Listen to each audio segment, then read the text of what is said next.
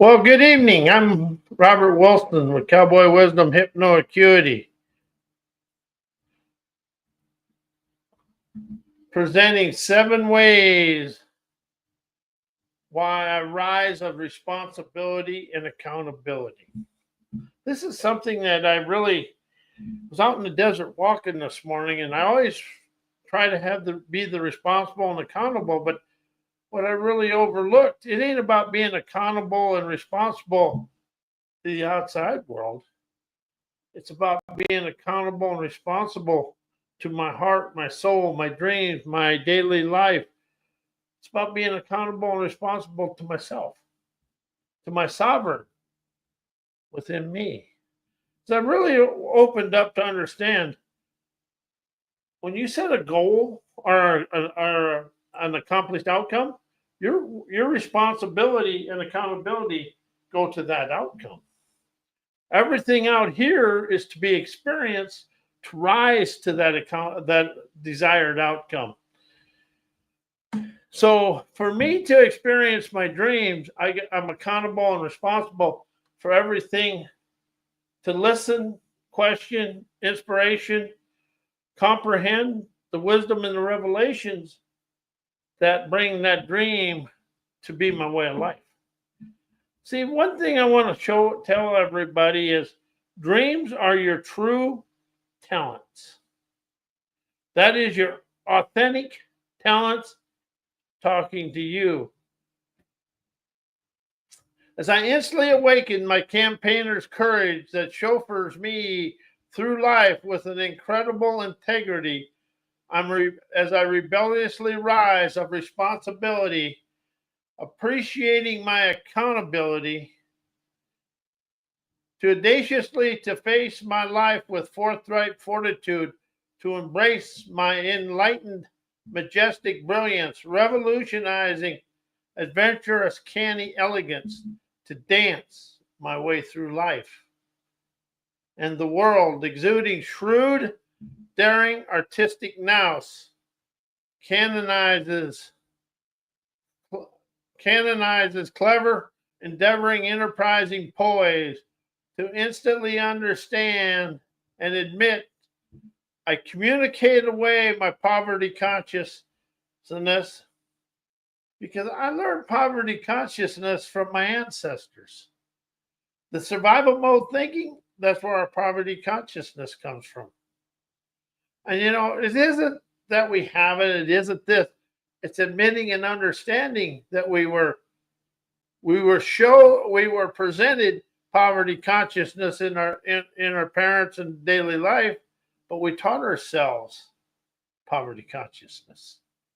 Because what I'm awakened and aware of is that our ancestor anchored mindsets always are full of lack, never enough, war, pillage, plunder.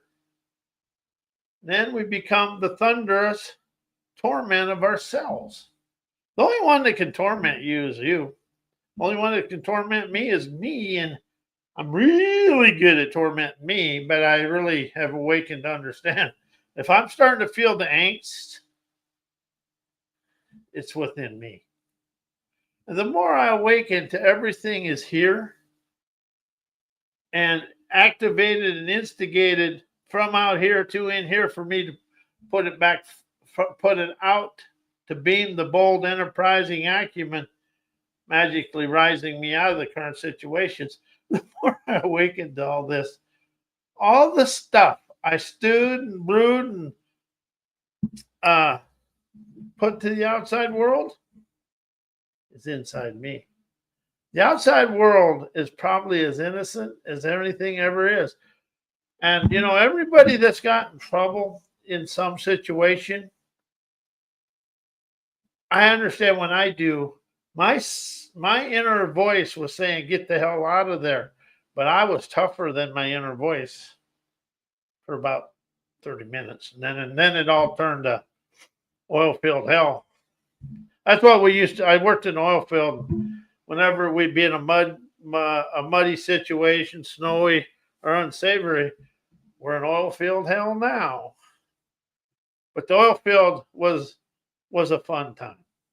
That's something we're going to talk about later in this. But the more I envy people and jealous and hate people because they have more than me, the one I'm jealous and envy of is my talents. I'm not exposing me to my talents. If you're jealous of anything in the outside world, it ain't out there. You're jealous because, one, you don't want to invigorate the intuition, imagination, and the courage to experience it. So it becomes easier to blame people than accept the responsibility of rising to the situation. Everything in my life that I think everybody else has and I'm jealous of, I was just jealous because they had the courage and the confidence and all the audacity to experience what it took to appreciate that and experience it. I lacked the courage to experience it. That's all hate and anger is lacking the courage to experience it. And that's something I really have awoken to in the last 3 years. Because everybody walks around thinking they're owed something. No. All they're doing, when you see somebody have something and you really want it, what you're really being presented with is an outcome, and you encompass the wit, grit, get, and go to experience it. However, your comfort zone cloning, that's what I call my subconscious, my lazy boy and my subconscious mind. That's me, the lazy boy.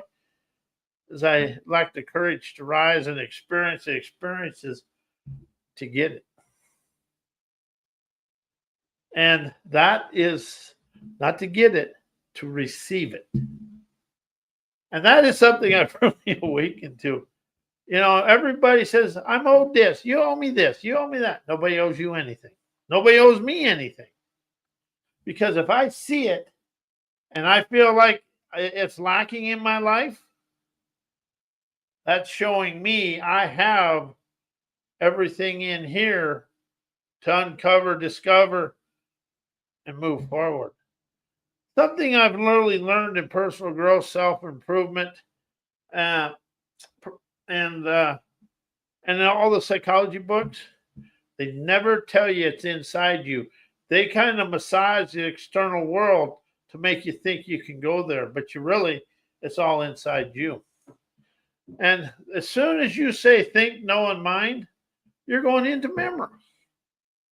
And you go into memory, and think puts you in the boundaries of what you always done with the same outcome. And I've experienced that myself, because I could be a crybaby little brat. I'm good at it, though. If you're going to be at something, be good at it. But today it left my life forever. Because it isn't about what somebody else has. It's about what are you open and willing to do to rise to it. Everything is inside you. The bitching, the belly aching, the wisdom, insight, clarity, the wealth and abundance, it's all inside you. But we've been taught that I'm me, and just because my name is so-and-so, I'm entitled to it. And see, the convenience entitled mindset of the people today is spiraling the world downward. But when you're open and willing to rise out of that and let go and communicate away my egotistical, arrogant ignorance, thinking hard work will make me rich is a fallacy. It isn't the work. It's facilitating the events and the encounters and experiences to the outcome. We got to be willing to experience the outcomes that rise you to where you desire to be. Because we were taught work as a young kids, and for me, I didn't like work. I liked to do the work, but I didn't like the word work. I always had a premonition that things were harder than they really were, So it would stop me and start my bitching and belly aching and itching the bitch and all that shit. But it was never the work. It was my frozen in time representation in my subconscious mind that binds me into all the unsavory stuff. Shuffings. Yeah, shuffings. That's a good word. I don't know what it is, but keeps me stuck in my thinking memory mind. And always remember, well, he didn't have to do it, but I did. Why did I have to do it? Sniveling little brat. That's what there was. I was a good sniveling little brat, though. If you're going to do it, be good. But really, the whole world is stuck in that sniveling brattiness because the way the world is going to rise, business and education have us as far as we can go. It's people's insight, wisdom, ingenuity, innovative prowess. And see, something else about computers and AI aren't expanding people. It's expanding the economy. So there's a fine line where AI and the computers and individual innovation rise. And that is where we're really at here. Because when you rise of individual innovation, you're energizing yourself in here. So as we open up to understand, we think and know our way to yesterday. All the knowledge in the world is secondhand information. And once you get to be a worker and you start seeing how being a people pleaser gets you ahead, well, you become a people pleaser, staying stuck in yesterday. Oh, I was a good people pleaser. You know, that's what I like about when you really can admit to yourself, admit it to get rid of it. You get to laugh at yourself and make fun of it, and it makes it fun. When you're afraid to laugh and make fun of your own insecurities and inabilities, you're afraid of life. But when you start making fun of it and making it kind of a, I got a class called That's Funny. My buddy, that's funny. And what that is I carry my buddy, that's funny with me. And when something out of the ordinary happens, I just go, that's funny. Then I decide and discover how I can make myself laugh. Whatever's going on, if you have the courage and audacity to make it funny and you can laugh at it, you can break the cycle of the trauma and the drama. And see, I got into this self-help, personal growth, self-improvement stuff. Oh, you got to do this. Everything you want to rise out of is right here, right now. Because all you have to do, not all you have to, that's a scratch that sentence. Are you open to understanding? You rise out of the past right here, right in front of you. Because everything is right here. But we've never been showed the way to do it. So tonight, when you're responsible and accountable to you and all your dreams and desired lifestyle, you can rise and get out of the thinking memory mind. Something I discovered for myself. The most limiting words in the world are change, heal, create, transformation, forgiveness, think, know, learn, and knowledge and thoughts. Why they're so limiting is because they keep you in your frozen in time representations and your thinking memory mind. Once you start thinking about something now, how does yesterday show up in it? But to be at the present, it's listen, inspiration, question, comprehend, wisdom, revelation, expand, energize, enterprise, experience, intuition, imagination, innovation. Them are all now, and that's a natural flow of energy within you. Thinking and knowing isn't a natural flow. And as soon as you say think and know, pay attention to see how the flow of everything inside you stops. So, and as I was going through work, I didn't ever think I was, but now I have to admit, a people pleaser is a suck ass at work. And if you stood up for yourself, well, that's another story for another day. But I did that, and what was fun is watching people run and hide, and they were good at it. People want people to stand up, but they never want to do it themselves. You know, the only thing is, when you're afraid of a paycheck, you're afraid of your talents. Because your talents will rise you out of that paycheck. And now, don't go be silly, but and a lot of the tough talkers, the more somebody brags, the weaker they are. Braggers are bullshitters. Let's just leave it at that. And, you know, rising out of working hard, to understand, I think working hard makes life hard because of frozen in time representations. We've never worked. When you really open up to it, you take work out of your life and I facilitated or participated in the outcome I desire. And and something I understand. As admitting I taught myself everything is hard, and I did. I'm damn good at it. But it was never hard. Everything. How many times have you said, "Oh, that's going to be suck, and this is going to be that"? Then when you get it done, you kind of go around. That wasn't that bad. And I was the best at making shit hard. See, there's 3 ways to do things: the hard way, the easy way, the medium way, the hard way, and then the Rob Wilson way. That's hard because I have this attitude. If we got to do it, let's just charge in there and get it done, rather than step back and answer some questions and just kind of see where to start. And something else I'm going to share with everybody.